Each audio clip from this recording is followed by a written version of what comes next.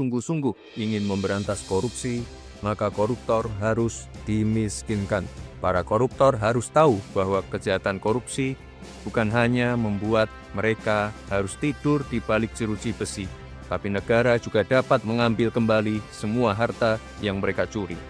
Prinsipnya sederhana, selama suatu aset bisa dibuktikan berasal secara langsung maupun tidak langsung dari tindak pidana seperti korupsi, narkotika, pertambangan liar, penangkapan ikan ilegal, pembalakan liar, judol, ataupun TPPO, negara memiliki kewenangan untuk merampas aset tersebut untuk dikembalikan menjadi aset negara, menjadi hak rakyat yang digunakan kembali untuk kepentingan rakyat. Fenomena yang menjadi hambatan terbesar dalam kemajuan pembangunan, yaitu korupsi.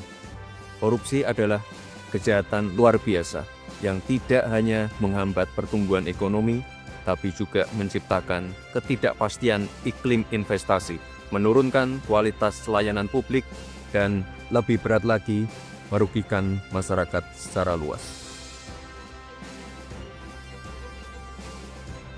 Kita semua harus menyadari bahwa anggaran negara, anggaran daerah yang berasal dari pajak yang dibayar oleh masyarakat Indonesia harus dipergunakan setiap rupiahnya untuk kepentingan dan kesejahteraan masyarakat. Berdasarkan data dari ICW selama periode 2013 sampai 2022, potensi kerugian negara akibat korupsi mencapai 238 triliun rupiah.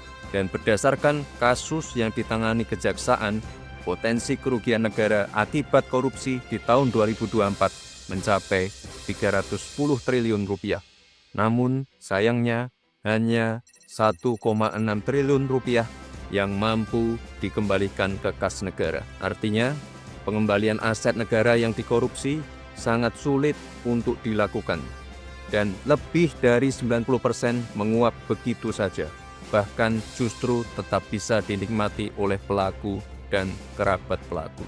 Memang penyimpangan ini tidak hanya terjadi di 1, 2, atau segelintir negara saja, tapi hampir semua negara mengalaminya. Namun, respon dari masing-masing negara lah yang menjadi penentu keberhasilan pemberantasan korupsi. Apalagi di era seperti sekarang ini, di mana kejahatan semakin terorganisir, bersifat lintas batas, dan melibatkan teknologi terkini. Sehingga aset-aset hasil korupsi bisa digelapkan, bisa dilakukan pencucian yang mengakibatkan aset-aset tersebut sulit terlacak dan terdeteksi. Oleh sebab itu, Indonesia sangat perlu memperkuat sistem hukumnya agar mampu mengembalikan aset negara, membuat jera para pelaku, serta melindungi masyarakat dari potensi kerugian akibat korupsi.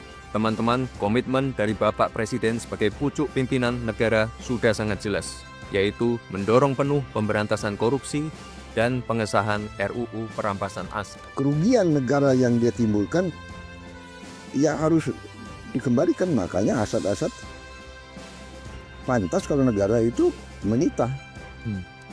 Ini bukan sekedar pernyataan biasa, tapi kesungguhan Bapak Presiden untuk memerangi korupsi dengan instrumen hukum baru yang bisa membawa manfaat besar bagi bangsa. Jika kita sungguh-sungguh ingin memberantas korupsi, maka koruptor harus dimiskinkan. Para koruptor harus tahu bahwa kejahatan korupsi bukan hanya membuat mereka harus tidur di balik jeruji besi, tapi negara juga dapat mengambil kembali semua harta yang mereka curi.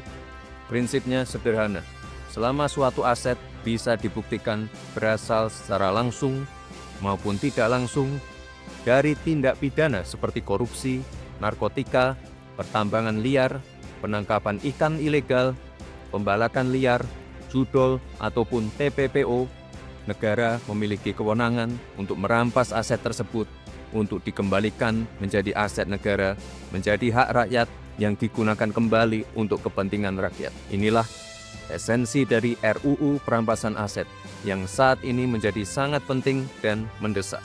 RUU perampasan aset ini merupakan pelaksanaan dari United Nations Convention Against Corruption tahun 2003 yang mengatur mengenai perampasan aset tanpa pemidanaan, yang menjadi semakin relevan dan penting untuk pemulihan aset negara. apalagi ketika pelaku tindak pidana meninggal atau kabur ke luar negeri. Memang ada beberapa kekhawatiran seperti pelanggaran terhadap prinsip praduga tak bersalah, serta potensi penyalahgunaan wewenang. Kekhawatiran ini sangat bisa dipahami. Oleh sebab itu, pembahasan terkait RUU ini harus segera dilakukan secara serius, komprehensif, dan transparan, serta melibatkan semua pihak termasuk para praktisi dan profesional agar menghasilkan regulasi yang kuat dengan pengawasan yang ketat sehingga tajam kepada para pelaku namun tidak sewenang-wenang kepada yang bukan pelaku. Beberapa negara lain juga telah lebih dahulu menerapkan konsep perampasan aset untuk tindak kejahatan tertentu, seperti di Belanda, Kolombia, Singapura, bahkan di Italia. Villa-villa mewah milik mafia disita dan diubah menjadi sekolah serta pusat kegiatan sosial. Pengalaman negara lain tentu bisa kita jadikan masukan agar RUU perampasan aset bisa efektif mengembalikan aset negara dan tidak menjadi instrumen yang bisa disalahgunakan.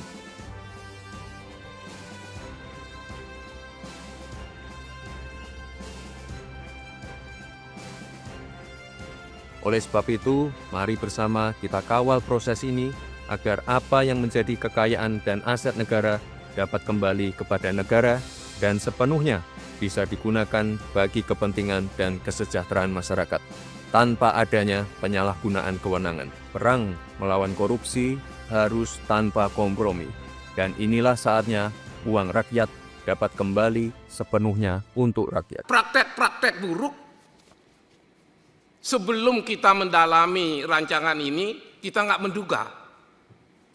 Praktek-praktek buruk tentang undang-undang perampasan hak terjadi di mana-mana. Kami ambil contoh. Pernahkah kita mendengar bahwa di Amerika Serikat misalnya, hanya dengan kecurigaan saja sudah bisa menyita. Dengan kecurigaan. Sementara di Indonesia, tanpa undang-undang perampasan aset, kewenangan kepolisian dan kejaksaan yang tidak pernah kita kurangi, sudah banyak kesalahan, banyak penyimpangan di Indonesia. Di Amerika saja sudah seperti ini. Kami ingin memberikan catatan penting lainnya. Bagaimana kalau kejadiannya di Rusia? Undang-undang perampasan aset digunakan membungkam oposisi dan gerakan-gerakan lembaga swadaya masyarakat. Mengerikan, Pak. Tapi apakah dengan contoh-contoh buruk seperti itu kita tidak boleh maju, tidak berani merancang, membahas ini? Bukan itu maksud saya. Undang-undang ini akan menjadi ideal di antara keinginan yang luar biasa dan kekhawatiran akan penyimpangan di masa depan. Maka hal yang kedua yang ingin saya ajukan adalah, bisakah memastikan RUU ini membuat keseimbangan? Keseimbangan apa? Keseimbangan antara hak-hak dan kebebasan individu dengan kewenangan negara. Dalam hal ini yang diwakili penegak hukum. Ini yang harus ditimbang secara matematis, betul nggak sudah seimbang? Kalau saya sih lebih cenderung memberi perlindungan ketimbang memberi kewenangan penegak hukum, karena di KUHP itu sudah sangat bagus. Jangan lagi di RUU ini menambah kewenangan yang tidak diperlukan. Maka hal yang ketiga, apa yang bisa saya sampaikan? Yuk teliti. Bolehkah kita memutuskan RUU ini sebelum kita punya undang-undang hukum acara perdata misalnya? Karena undang-undang ini berkaitan erat dengan KUHP dan hukum acara perdata. Berkaitan erat. Agar kami tidak disebut melebih-lebihkan masalah, misalnya KUHP kita telah mengatur mengenai penyitaan aset. Yuk pastikan penyitaan aset di KUHP tidak bertentangan dengan RUU yang akan kita buat. Tidak boleh. Tidak boleh. Harus selaras. Kemudian kewenangan pra peradilan.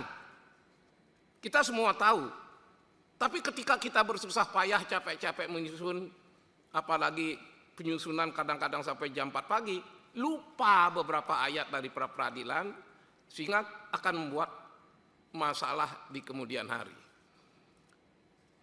Para hadirin yang saya hormati, jika hukum acara perdata dan hukum acara pidana kita pastikan nggak boleh bertentangan dengan RUU dan undang-undang yang akan kita bikin, maka ini berarti kerjaan besar. Dan jika tidak bertentangan dengan kedua undang-undang ini, kita yakin sekali bahwa aparat penegak hukum tidak sembarangan melaksanakan tugasnya ketika undang-undang ini terwujud. Para hadirin yang saya hormati, ketika KUHP berani menyampaikan sanksi etik, sanksi pidana terhadap siapa? Terhadap penegak hukum yang melanggar. Mungkinkah sanksi sejenis itu, etik, administrasi, dan pidana, dimunculkan di sini? Karena ini resikonya besar banget. Sekali lagi, di Amerika saja bisa begitu, di Rusia begitu, di Mesir begitu, di Suriah begitu, di India begitu. Banyak sekali catatan yang saya punya, karena kami sekali lagi sudah 2 kali mendiskusikan ini di DPP PDI. Sebagai awal, segini dulu catatan ini, sebagai awal Pak. Nanti atas seizin pimpinan, pernah kami melakukan koordinasi dengan antar fraksi, ternyata DPR ini hebat-hebat. Dibuka peluang, suatu saat saya berdiskusi dengan badan keahlian. Sering saya mengundang mereka itu ke ruangan saya. Mohon maaf Pak Ketua, itu terjadi ketika pembahasan penggunaan ruang udara. Kami melihat ada 3 bab yang tidak termuat di dalam RUU. Tapi karena pimpinan fraksi kami sangat bagus dengan Gerindra dan lain-lain, kami tidak memaksakan itu dengan cara emosi dan meledak-ledak. Kami disuruh berkomunikasi dengan bagian kesekretariatan. Ini sekedar contoh ya. Jangan kaget nanti kalau saya datang nyelonong, berdiskusi, minta pandangan atas seizin ketua. Kalau kita ingin memperkaya undang-undang ini, yuk semua potensi kita kerahkan dan kita akomodir dari mana.